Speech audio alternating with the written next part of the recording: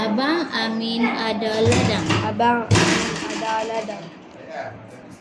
Petang-petang abang ke ladang. Petang-petang abang ke ladang.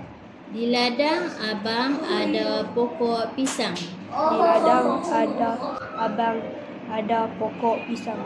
Abang Amin rajin bekerja di ladang pisang. di ladang pisang. Amin ada ladang. Petang-petang abang ke ladang. Di ladang abang ada pokok pisang. Abang Amin rajin kerja di ladang pisang. Okey, terima kasih Noh.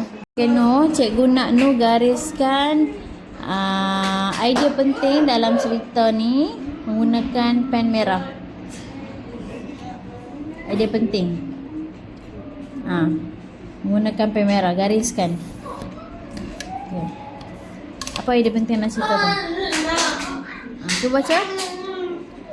Abang Amin ada ladang. Okey, Abang Amin ada ladang.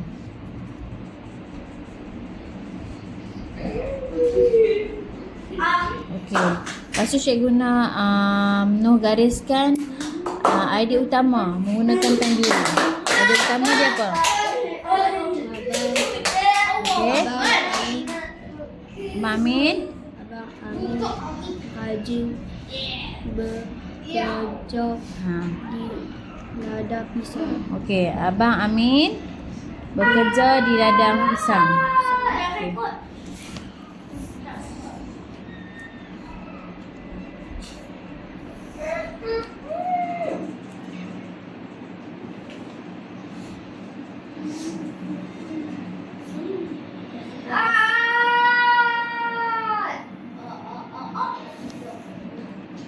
Noh, apakah idea utama dalam cerita pendek yang awak baca?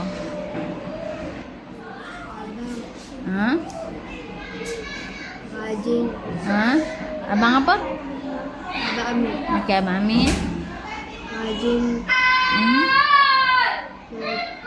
kerja ladang pisang. Okey, boleh tulis tak? Boleh tulis tak? Abang Amin rajin bekerja di ladang pisang.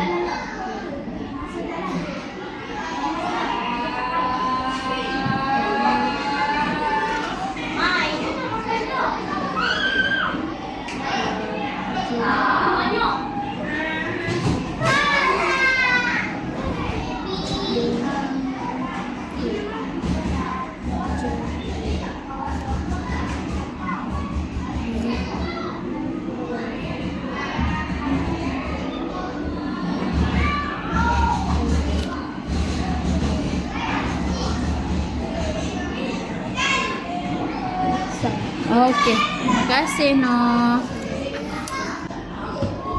Cikgu nak tanya. Okey, cerita pendek yang Noh baca tu, yang cikgu bagi tu kan. Okey, tentang siapa? Ingat tak? Amin. Tentang siapa abang? Abang Amin Okey, Abang Amin. Abang Amin buat apa? rajin bekerja di ladang pisang. Oh, bagus, ingat. Abang Amin rajin bekerja di ladang pisang. Okey, terima kasih Noh. Makan.